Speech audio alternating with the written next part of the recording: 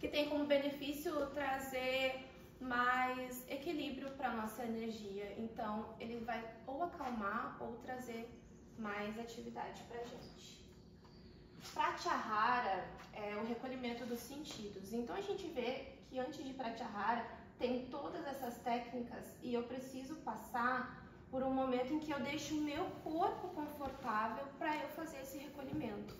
Então, eu tenho que sentar de uma maneira confortável, eu tenho que estar acostumada a sentar de forma ereta para que eu faça esse recolhimento dos sentidos e traga essa atenção para o meu mundo interno. Dharana é a concentração. Então, durante a meditação, eu vou trazer a concentração para a minha respiração. E isso é um exercício. Assim como a gente recebe um aluno aqui na academia e ele tem um objetivo aqui dentro, ele precisa seguir, ele precisa traçar e fazer esse exercício para que ele se desenvolva.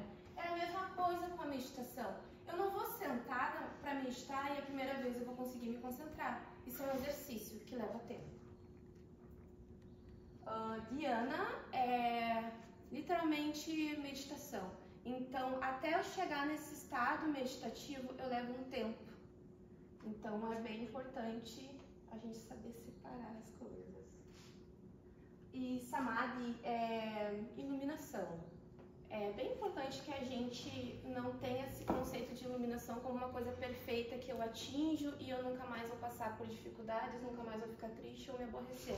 Mas eu acho que é importante a gente trazer como contexto de equilíbrio.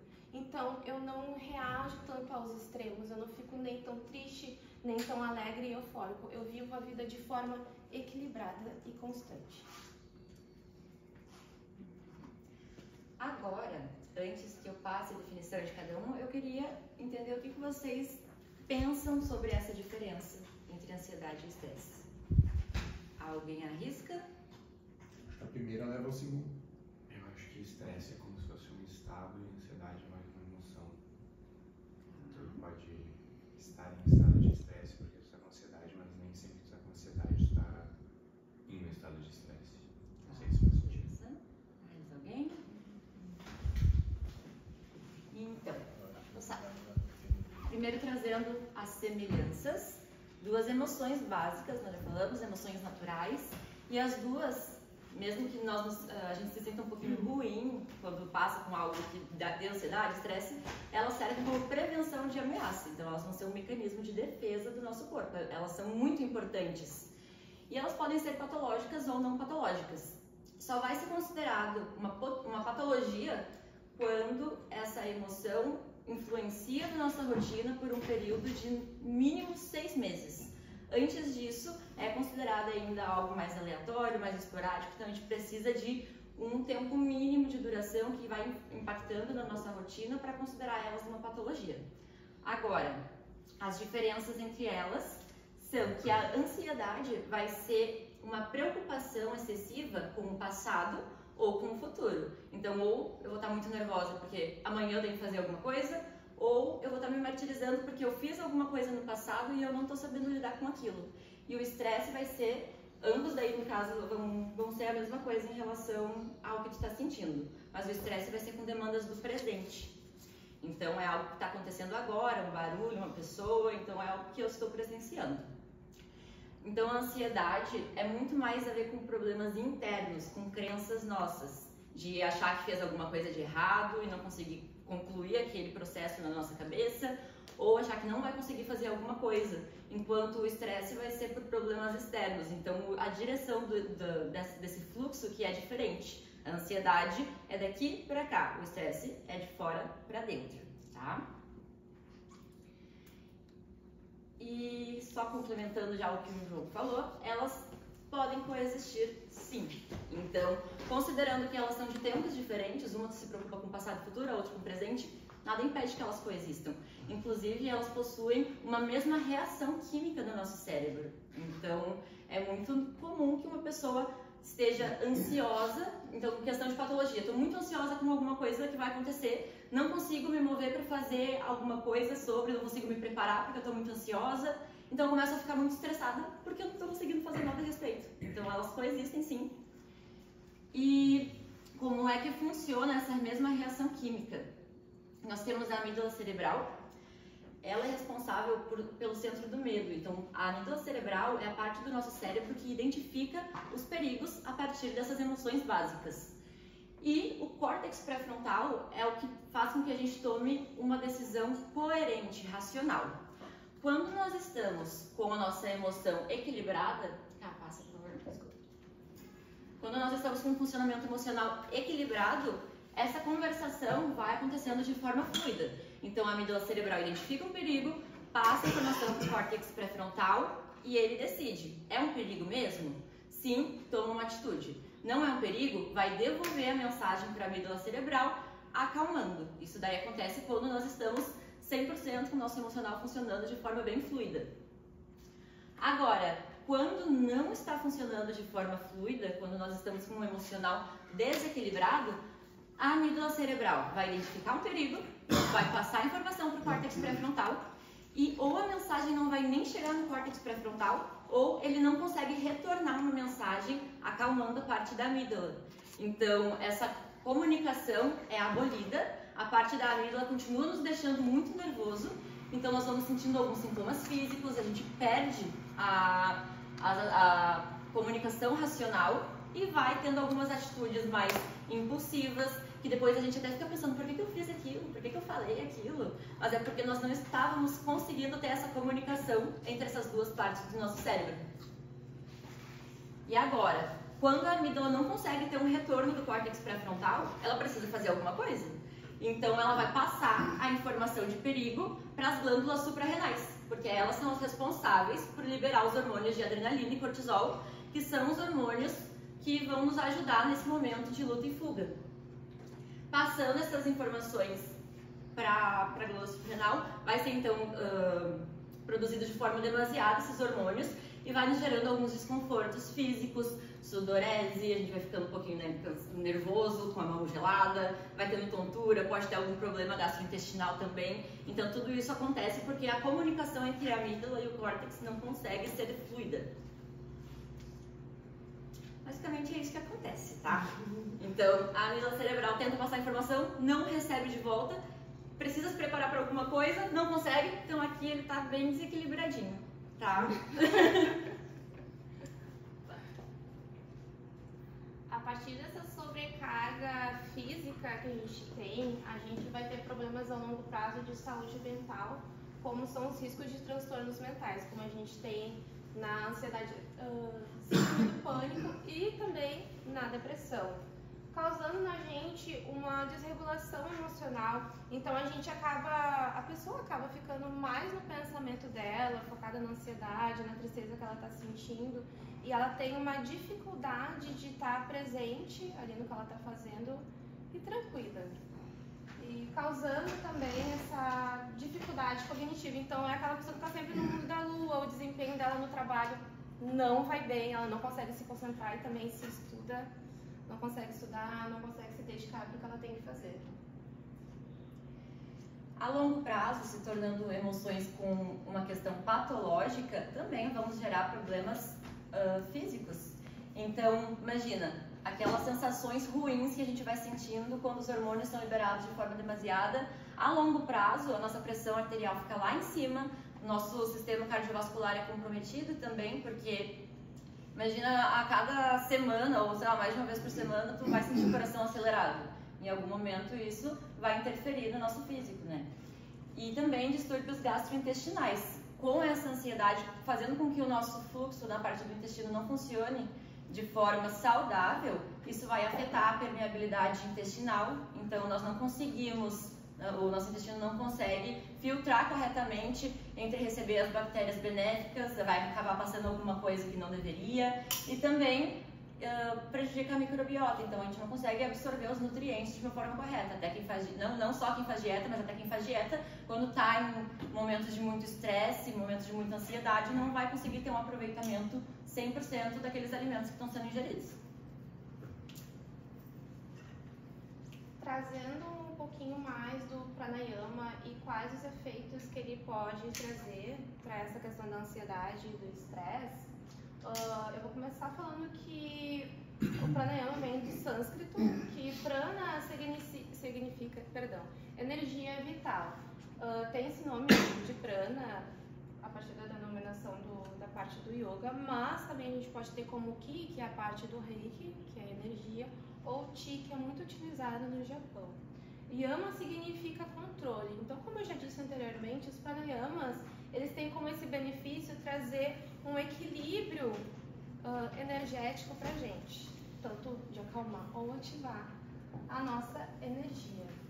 Então, quando eu recebo um aluno que ele está nesse estado de ansiedade ou de estresse, eu quero tirar ele desse momento. Mas eu quero ensinar para ele que ele tenha uma ferramenta segura dentro a partir do corpo dele, não no externo. Então eu vou trazer essa atenção para a respiração. Vai ser uma ação mais mecânica. Vocês veem que ela fala que a ansiedade é mais com problemas internos, quando nós trazemos um aluno para a parte do yoga meditação, que é inicialmente tratado, é esse controle justamente do interno para conseguir aliviar a ansiedade. Então, a partir do momento que eu trago essa atenção para minha respiração, eu vou desacelerando esse aluno, o corpo vai enviando uma mensagem para a mente que está tudo tranquilo, ele deixa de reagir. A gente pode até perceber quando a gente está estressado ou ansioso, como é que o nosso corpo reage. A respiração fica mais ofegante, a gente acaba ficando mais tenso. Então, aos pouquinhos, isso vai diminuindo, trazendo mais tranquilidade para a mente, desacelerando os nossos pensamentos. É importante dizer também que a nossa mente, onde a nossa mente está focada, o nosso prana, a nossa energia também vai estar focada. Quando a gente tem um objetivo na nossa vida, a gente olha para ele e a gente vai atrás dele. Mas pessoas que têm ansiedade, estresse, eles têm um caminho a mais até focar no que eles querem conquistar. E a mesma coisa, uma pessoa com depressão, ela vai ter muita dificuldade para realizar as tarefas até do dia a dia, porque ela está imersa, o pensamento dela está imerso nessa melancolia, então ela vai ficar mais tempo deitada e sem vontade de fazer as coisas, o que vai influenciar nessa energia dela, ela vai ficar mais cansada mesmo. Então, eu vou convidar vocês para uma prática de respiração. Vamos lá? Quem está tomando sentada mesmo, descruzem as pernas, apoiando os pezinhos no solo, cano, coluna bem reta. Se vocês puderem fechar os olhos por um momento, feche os olhos. Então a gente vai começar trazendo a atenção para a nossa inspiração. Inspira inflando o abdômen, solta o ar pela boca. Esvazia completamente, inspira inflando, solta o ar pela boca, relaxa bem os ombros, aproveita para relaxar o rosto, mais uma vez inspira inflando o abdômen, soltando o ar pela boca. Vou pedir para vocês gentilmente apoiarem uma mão no abdômen e outra no centro do peito, mantendo os olhos fechados. E na minha contagem a gente segue. Então, inspira inflando o abdômen. 1, 2, 3, 4. Segura com o ar por 1, 2, 3, 4. Exala em 1, 2, 3, 4. Segura por 1, 2, 3, 4. Inspira em 1, 2, 3, 4. Segura por 1, 2, 3, 4. Exala em 1, 2, 3, 4. Segura em 1, 2, 3, 4. Devagarinho, inspiração e exalação normal. A gente pode abrir os olhos. Então agora a gente pode ver o quê? Que eu trouxe atenção para o meu físico e para eu respirar de forma correta, eu tenho que estar bem presente. A gente pode fazer isso que a gente presenciar na prática que a gente acabou de falar. Minha energia e é importante que eu cuide dele de maneira geral. Vamos falar um pouquinho da meditação, dos seus benefícios. A meditação, ela, como eu já disse antes, ela é uma prática que ela tem essa questão, é um exercício que a gente traz atenção para o momento presente, para a nossa respiração. A partir desse exercício a gente vai diminuindo o nosso estresse, ansiedade, trazendo atenção para o momento presente. aprimorando as minhas habilidades cognitivas. Então, eu saio do automático dos meus pensamentos para prestar atenção no que acontece no aqui e agora, e assim eu posso reagir de uma forma melhor, menos no automático, melhorando o nosso sistema cardiovascular através de tirar o nosso corpo dessa ação e reação. Então, eu saio dessa ação de ficar sempre estressada e com a minha respiração ofegante, sabe? Naquela coisa assim de... como se fosse uma ebulição, trazendo alívio de dores. A gente traz a questão do... Eu tenho muitas alunas que elas têm problemas nos ombros porque elas trabalham muito tempo sentadas. E o trabalho delas acaba sendo muito estressante. Então, essa parte que acaba ficando muito sobrecarregada. Porque quando a gente se estressa e a gente respira nessa parte de cima e isso aqui fica enrijecido. Então, eu vou fazendo esse movimento de soltar. Também tem a questão da depressão. Geralmente, quem tem fibromialgia sempre tem o diagnóstico de depressão junto. Então, quando a gente vai tratando a depressão, a gente tem que tratar junto a fibromialgia. Eu tive uma aluna que ela tinha aí uma dor assim constante, incomoda muito. Então, a meditação pode ser muito benéfica para esse auxílio. Também ajuda, respiração, gente. Sabe que a família Gracie, que foi a família que introduziu o jiu-jitsu no Brasil, através do Hélio Gracie, que era o patriarca, ele sempre mostrava ao atleta que o yoga poderia trazer um controle de respiração, na qual poderia dar o poder de resposta a um estrangulamento, por exemplo, né? Respirar, preparar para poder reagir, né?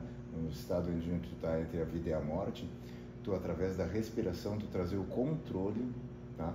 Para através disso tu poder reagir. Então o yoga sempre foi muito usado na parte do jiu-jitsu, no uso do atleta para ter uma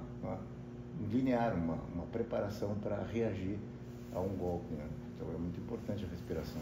Sim, inclusive o Rickson tem um livro, uns 3 anos atrás, que se chama Respire, e é praticando a meditação na capa do livro.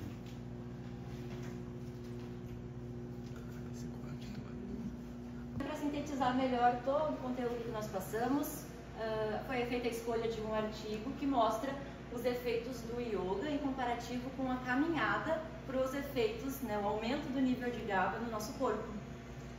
É um artigo de 2010, foi publicado no The Journal of Alternative and Complementary Medicine e o principal autor é o Chris Streeter. As palavras-chave utilizadas foram yoga, caminhada, humor, ansiedade, GABA e controle de triagem randomizado.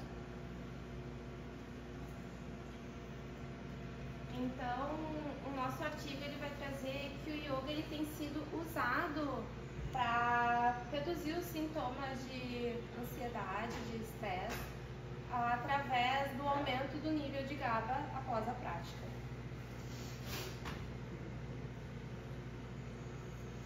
Como os objetivos desse artigo, temos, primeiro, identificar qual dos dois grupos vai ter mais benefício, qual das práticas traz mais benefícios para a produção natural de GABA no nosso corpo, e também identificar qual que é a eficácia do yoga propriamente dito. Então, a ideia é vender a ideia de que o yoga é, sim, uma ferramenta muito boa para que a gente consiga regular o nosso sistema nervoso central.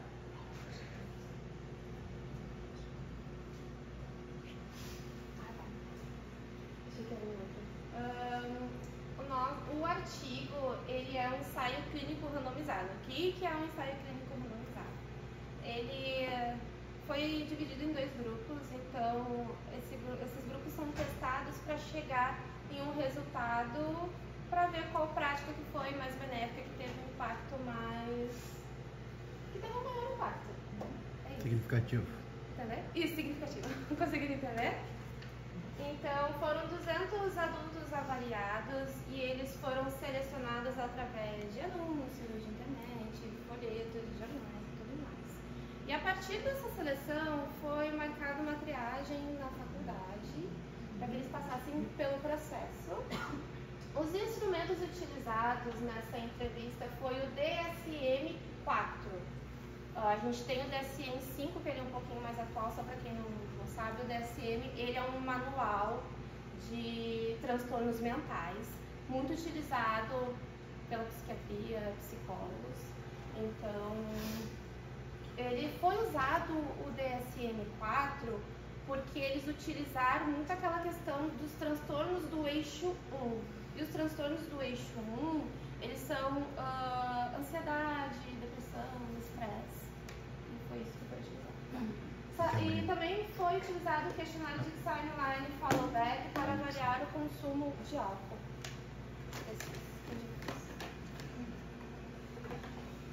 Como critérios de inclusão, depois que foram avaliados esses 200 adultos, foram selecionados 34, precisavam ser adultos saudáveis, eles tinham uma idade entre 18 e 45 anos e não podiam ter um histórico de transtornos psiquiátricos significativos.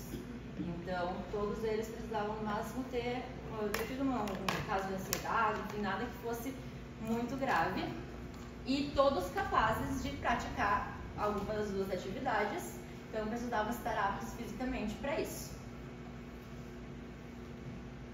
Como critérios de exclusão, pessoas com os transtornos psiquiátricos graves, porque isso daí pode, assim, interfere na produção de GABA e podia prejudicar os resultados. Uso de medicação que afeta o sistema nervoso central. Usuários de psicoativos com estabilidade menor de 1 mês, porque o corpo ainda está se adaptando, isso daí poderia também dar alguma alteração nos resultados. Depois de 1 mês o corpo já se acostuma com o medicamento, então daí essas pessoas poderiam participar. Pessoas que praticaram yoga nos últimos 3 meses, porque esse trabalho específico era com pessoas que nunca tinham praticado. Depois na discussão nós vamos ter um artigo com pessoas que já eram praticantes, que mostra a diferença da produção de GABA com pessoas que não tinham experiência com yoga, ou nos últimos 3 meses pelo menos, com pessoas que já eram praticantes de muito tempo. E também não podiam usuários de tabaco ou álcool de frequência diária. E vale ressaltar que o usuário de tabaco e álcool afeta o GABA. Tá? Os métodos utilizados no estudo foi dividido em 2 grupos de Iyengar Yoga e de caminhada. Eu vou explicar um pouquinho o que é o Iyengar Yoga. A gente tem várias linhas e o Iyengar ele foi um método desenvolvido pelo BKS Iyengar. Então, ele é uma prática que utiliza os props. O que são os props? Os props é a cinta, é o bloquinho, vai utilizar a almofada. Então, ela é uma sala assim mais preparada para esse tipo de prática. Também utilizado cadeira. E nessa sala eles têm cordas, assim, para adaptação da postura. Então é uma prática super aberta e inclusiva para aluno iniciante. Então acho que eles podem ter sentido bem. Eu acredito. Existem algumas vertentes do yoga que são bem mais avançadas, né? Qualquer um pode fazer. E não utilizam esses props. Podem até ter, mas não é necessário. Tá? Foram sessões de 60 minutos, tanto de yoga quanto de caminhada, com práticas de 3 vezes na semana, durante 12 semanas, que dá 3 meses. Os testes utilizados foi o teste EIP de humor e ansiedade, que é um questionário. Foi feito 4 testes, então foi na semana 0, 4, 8 e 12. Também foi feita uma ressonância com espectroscopia. Geralmente quando a gente faz uma ressonância, a gente faz a ressonância, tem a imagem e depois o médico é que dá o laudo. A gente vê a imagem e não entende nada, né, muitas vezes. Essa ressonância ela é diferente porque, vocês vão ver depois ali na imagem, ela vem com os dados. Então ela vem a imagem, vocês vão ver ali o cérebro, o ROI é colocado ali na parte esquerda do cérebro, ali no tálamo, para verificar o nível de GABA. E junto com a imagem vem o dado em gráfico.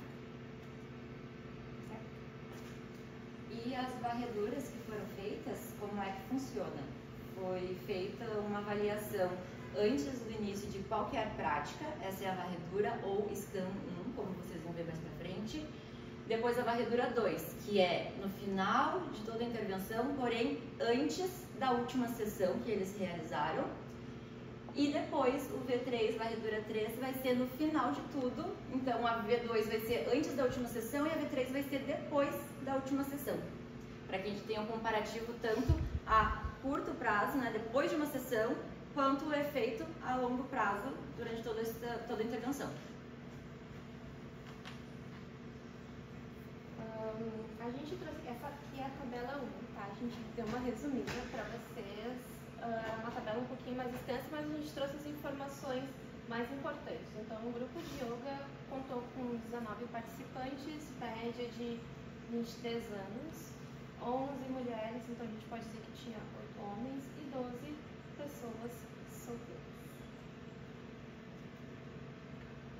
No grupo de caminhada, a gente teve 15 participantes, média de 25 anos, 11 mulheres e 12 solteiros.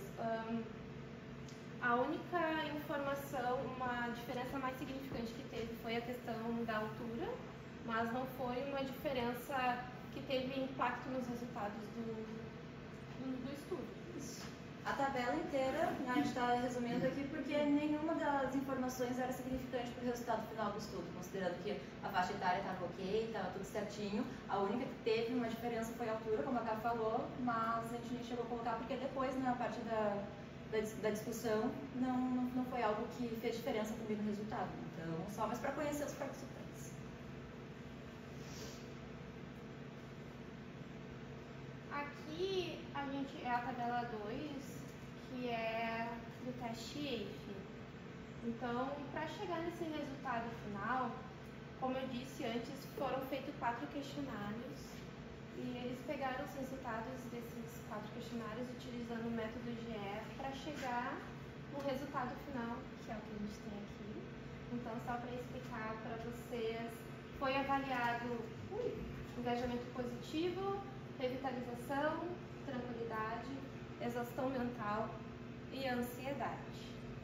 O P, ele é o resultado, tá? Então a gente vê aqui o grupo de yoga e o grupo de caminhada. E o beta, ele é o resultado tanto positivo quanto negativo que teve impacto no indivíduo, tá? Vai ser basicamente o beta é o impulso daquele resultado. Na verdade, geralmente o beta é a diferença entre o antes, o pré e o pós. Geralmente, pode ser que não seja. Sabe, você é mesmo. O beta estava mostrando a força do impulso do resultado para aquela categoria. Eles avaliaram, eles devem ter avaliado antes, depois e a diferença disso. Foram feitos 4 testes e feito uma média daí esse é o resultado de o quanto melhorou ou piorou aquela situação. E o P não é o resultado, o P é o índice de confiança. Então, o P tem que dar sempre menor para o resultado ser significativo, tem que ser sempre menor do que 0,05. E a gente pode ver que aqui o grupo de yoga que teve mais resultados significativos. O que teve mais relevância e significância foi a questão da tranquilidade e da revitalização que o grupo de yoga teve, em comparação ao grupo de caminhada. Mas a gente vê que o grupo de caminhada também teve efeito na revitalização, que foi um dado significativo, que é menor. O que seria revitalização? É o se sentir mais energizado depois da prática. E isso eles avaliavam por meio de questionário. Isso. Devia dar uma pontuação e aí... Exato. A maior parte dos testes, né, mais básicos assim, da psicologia são por meio de questionário. Porque se for ver ali, na verdade, a caminhada quase nenhum deu esse resultado significativo. Só uma que deu, exato. Só uma que deu resultado significativo. O restante todo foi... não teve muita diferença, não. Tudo certo aqui com a tabela? Conseguiram entender?